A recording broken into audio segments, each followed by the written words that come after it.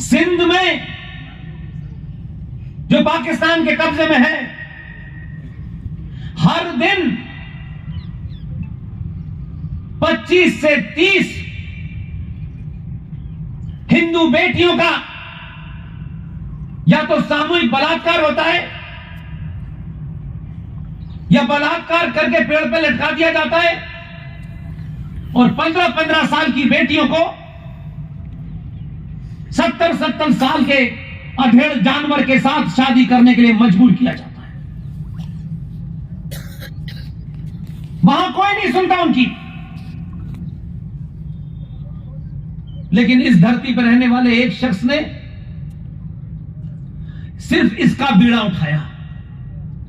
उसने कभी यह क्लेम नहीं किया कि पूरे भारत के हिंदुओं को मैं कुछ कर रहा हूं। एक काम अपने सामर्थ्य के हिसाब से चुना और पूरी ईमानदारी, पूरी शिद्दत के साथ सिंध से 10,000 लोग जो पिछले 10 साल में अपनी जमीन बेच करके, वहां की पुलिस को रिश्वत दे करके, भारत की सीमा पार करके जब रेगिस्तान में इस प्रदेश में आए, राजस्थान में, तो हमको जानते हैं कि हमारी व्यवस्था कितनी खूबसूरत है। हम उन मक्कार लोगों में से हैं कि हम तो शव के अंदर भी अगर हमें कुछ नाश फायदा न गया उसको भी नोच लेंगे। ऐसे में जयपुर के उस डॉक्टर ओमेंद्र रत्नू ने यह फैसला किया कि मैं किसी से शिकायत नहीं करूंगा। अपनी टीम बनाई, उनके साथी जय आहूजा साहब, दोनों ने मिलकर इस काम को अंजाम दिया। 10,000 सिंध में जिनकी आबरू लुट गई, जिनकी बेटियों को मार दिया गया, जिनके बेटों को मार दिया गया, वो जब सिंध की सीमा में आए तो डॉक्टर ओमेंद्र रत्नू के तमाम साथियों ने बॉर्डर से उनको लाना, उनको रख करके पहले ये भरोसा दिलाना कि तुम भारत की धरती पे आ गए हो, अब कोई जिहादी तुम्हारा कुछ नहीं बिगाड़ सकता।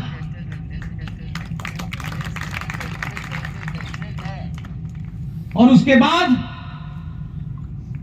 उन सब के जितने भी कानूनी कार्रवाई होती है, किस डिपार्टमेंट में ले जाना है, कौन सा कागज बनवाना है, सारे उनके कागज बनवा करके, ताकि पुलिस या सरकार के दूसरे महकमे उनको परेशान न करें, उन कागजों को बनवा करके किसी बेटी को किसी घर में नौकरी दिलाई, किसी डॉक्टर की दुकान पे रखवाया, किसी के लिए सब्जी का ठेला खरीदा। ऐसे 10,000 सिंधी हिंदुओं को हिंदुस्तान में बसा दिया, कुछ कहा नहीं। चिल्ला चिल्ला के ढूंढ नहीं पीटा, जो पीट रहे हैं डॉक्टर जानवरों के हैं और इंसान का डीएनए बता रहे हैं।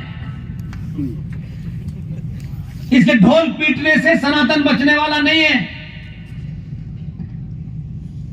सनातन की दुर्दशा का सबसे बड़ा कारण है कि आप जो कह रहे हैं, जो चिल्ला रहे हैं, जो नारा लगा रहे हैं, वो झूठा है। कोई मकान किसी गलत नींव के ऊपर बना दें, कितना भी अच्छा सीमेंट लगा दें, कितना भी अच्छा पेंट कर दें, बहुत दिन नहीं चलता। इसलिए दूसरा सबसे बड़ा झूठ, भारत 15 अगस्त 1947 को आजाद हुआ है। इससे बड़ा झूठ कहीं है ही नहीं। जो आता है बस वो झंडा फहरा देता है और पता ही नहीं है। आपकी किताबों में लिखा है, आप पढ़ना नहीं चाहते। नेताओं से मुझे पढ़ने पढ़ाने की कमी उम्मीद है। हर किताब में पढ़ाया जा रहा है। कोई 2 मिनट रुक के पूछ नहीं रहा कि 15 अगस्त 1947 को अगर भारत आजाद हुआ था तो चाहे भारत की आर्काइव में हो, लोकसभा में हो,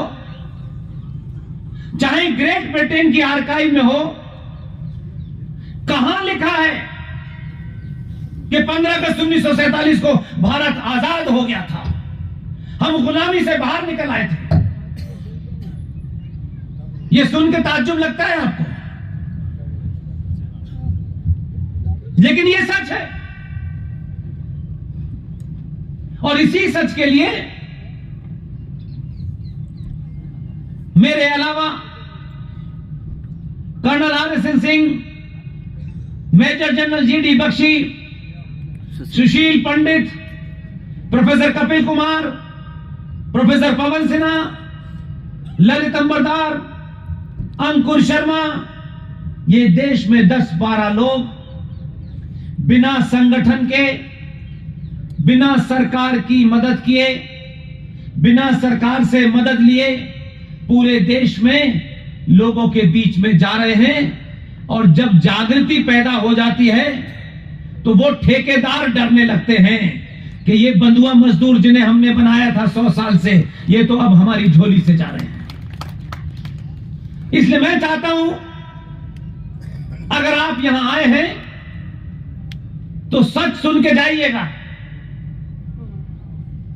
और फिर इस सच को 10 बार वेरीफाई कीजिएगा।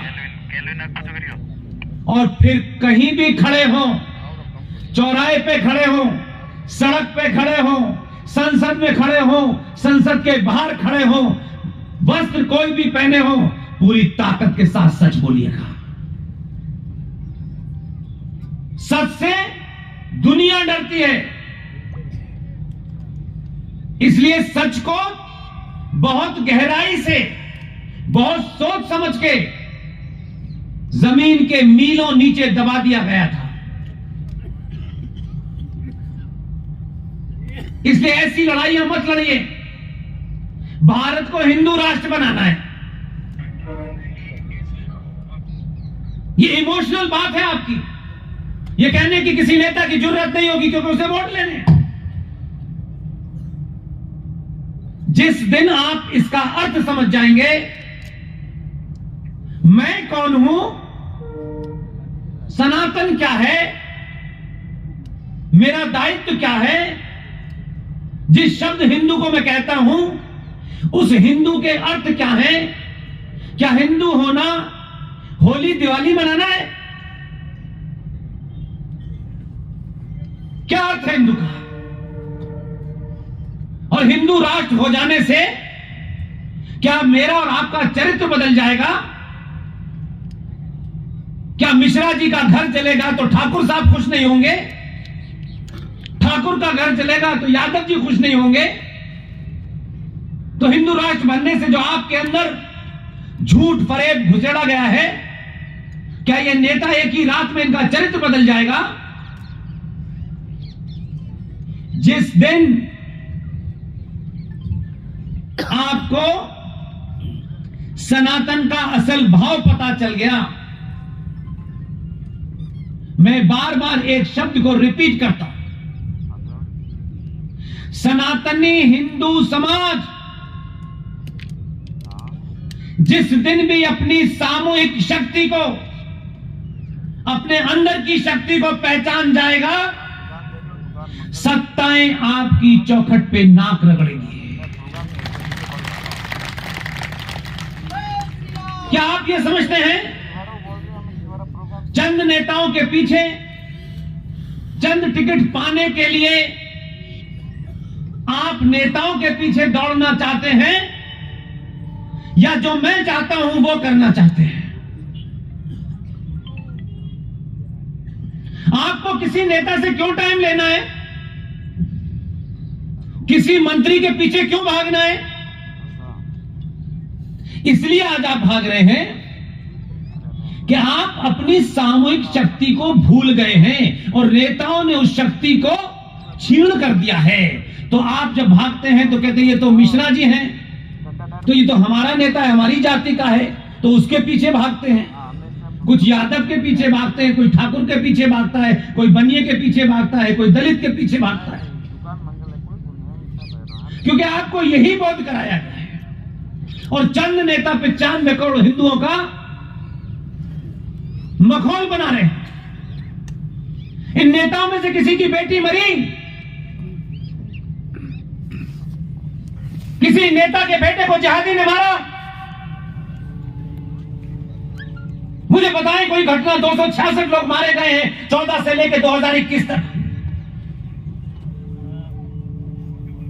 कोई आपके घर पर रोने आया? बेटा बेटी आपकी मरेगी और नेताजी पहले उनका काम कराएंगे। और जो ठग घूम रहे हैं वो क्या कहते हैं? हमारा काम तो समाज को जोड़ना है। 100 साल से जुड़ा नहीं, दुकान चलानी है तो बात अलग है। हमने कभी नहीं कहा हम समाज को जोड़ेंगे। हमने कहा सही बात बताएंगे, कोई विचार रखने नहीं आए हैं हम आपके साथ। आपको सच पता चल जाएगा तो एक एक सनातनी एटम बम हो जाएगा, क्योंकि आप सबके सब झूठ सुनते सुनते आप आदी हो गए हैं। कोई सच बोलता है तो उसके ऊपर भी आप ये सोच के प्रश्न चिन्ह खड़ा करते हैं कि इसको नहीं बोलने देना है, ये तो हमारी दुकान बंद करेगा। कभी पढ़ा था, किसी नेता से सुना था आज तक आपने? इधर मेरे बुजुर्ग बैठे, कहीं सुना था कि 15 अगस्त 1947 को भारत आजाद हुआ था? हम सब मना रहे हैं। क्या नेताओं की बकौती है 15 अगस्त को झंडा फहराने की? और हमारा काम है ताली बजाना। हम तो अपने नायकों को नहीं पहचानते। हमारे बीच में से जो बहादुर थे, जो पुरुषार्थी थे, हम उनको भी नहीं पहचानते। इससे पता चलता है कि एक लंबे कालखंड के कारण आपके अंदर लालच, और लालच एक ऐसी बला होती है कि जिसमें लालच पैदा हो गया उसके अंदर कायरता आ जाती है। और कायर समाज और कायर मनुष्य जीवन में किसी चुनौती का सामना नहीं करता, बल्कि उससे समझौता के रास्ते ढूंढता है। हम समझौते के रास्ते ढूंढ रहे हैं कि जो पागल जिन्होंने पूरी दुनिया को लूटा, आज उन पागलों से समझौता कर लो, क्योंकि उनमें क्षमता नहीं है जवाब देने की। तो चाटुकार लोगों की दुकान आपने खड़ी करी। जब समय आया प्रतिकार करने का, न शब्दों से प्रतिकार कर रहे हैं, न सच्चाई से कर रहे हैं, और जब ये दोनों नहीं है तो तलवार से करने की औकात ही नहीं है। पागल कुत्ता अगर आपके घर में आ जाए और आपको पता हो कि ये पागल है, और ये भी पता हो कि पागल कुत्ते के काटने के बाद 16 इंजेक्शन लगते हैं, इतना तो पता है ना आपको। तो पागल कुत्ता अगर आपके घर में घुस आया है, आपके पड़ोस में आ गया है, तो आप उस पागल कुत्ते की आरती उतारेंगे क्या? या मंत्रों का उच्चारण करके उसका पागलपन दूर करेंगे? पागल कुत्ते का इलाज मंत्रों से नहीं होगा, उसकी खोपड़ी में गोली मारने से होगा। और आप नहीं मारेंगे तो वो आपको काट लेगा,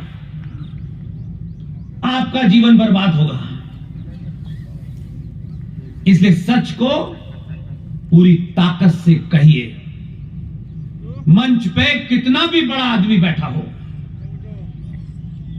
वो बड़ा आदमी हो सकता है, नाराज हो जाए। क्षण भर की नाराजगी अगर सदियों को ठीक कर सकती है तो उसकी नाराजगी की चिंता मत कीजिए।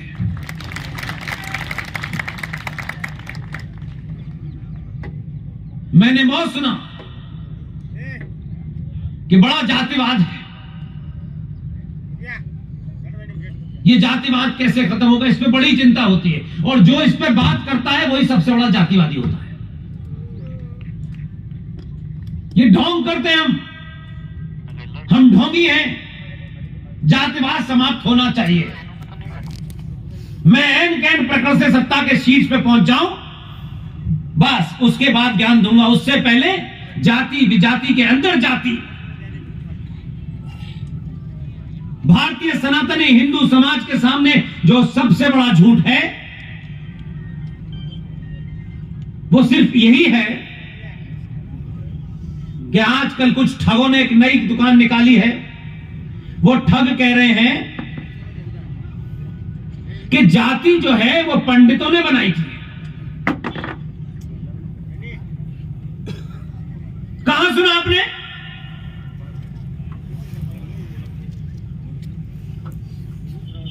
भगवान राम का आप नारा लगाते हैं, जय श्री राम करते हैं आप, लेकिन कभी आपने परशुराम का नाम लिया? परशुराम कौन थे? परशुराम ब्राह्मण थे कि नहीं थे? अगर हम जाति की व्यवस्था में देखें तो उनको ब्राह्मण माना जाता है। रावण भी ब्राह्मण था कि नहीं था? रावण ने उस वक्त की जो मान्यताएं थी, जो सरोकार थे, उनका निषेध किया। और उस रावण ने किसी की पत्नी का अपहरण किया। आप में से किसी ने नहीं देखा, जो मंच पे बैठे उन्होंने भी नहीं देखा, मैंने भी नहीं देखा। इसलिए आपकी उस शक्ति की तरफ में आपको ले जाने के लिए यह मिसाल दे रहा हूं। रावण ने उस समय की सामाजिक परंपरा का निषेध करते हुए किसी पत्नी का अपहरण कर लिया। यह उसने गलत काम किया, लेकिन उसके ज्ञान पे सवाल नहीं हो रहा। तो रावण भी ब्राह्मण, परशुराम भी ब्राह्मण, लेकिन 2022 के भारत में एक कहानी हम सुनते आ रहे हैं अपनी नानी दादी परदादी से कि रावण ने ऐसा किया। लेकिन वही रावण अपने उस कृत्य के कारण 2022 में भी चौराहे पे जलाया जाता है, और वही परशुराम अपने कृत्य के कारण मंदिर में पूजे जाते हैं।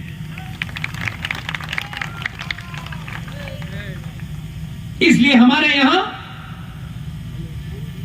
सनातन की उत्पत्ति से लेकर के जब तक रहेगा ये दुकानें चलाएंगे लोग, लेकिन भारत अनादिकाल से कभी जाति प्रधान देश नहीं रहा।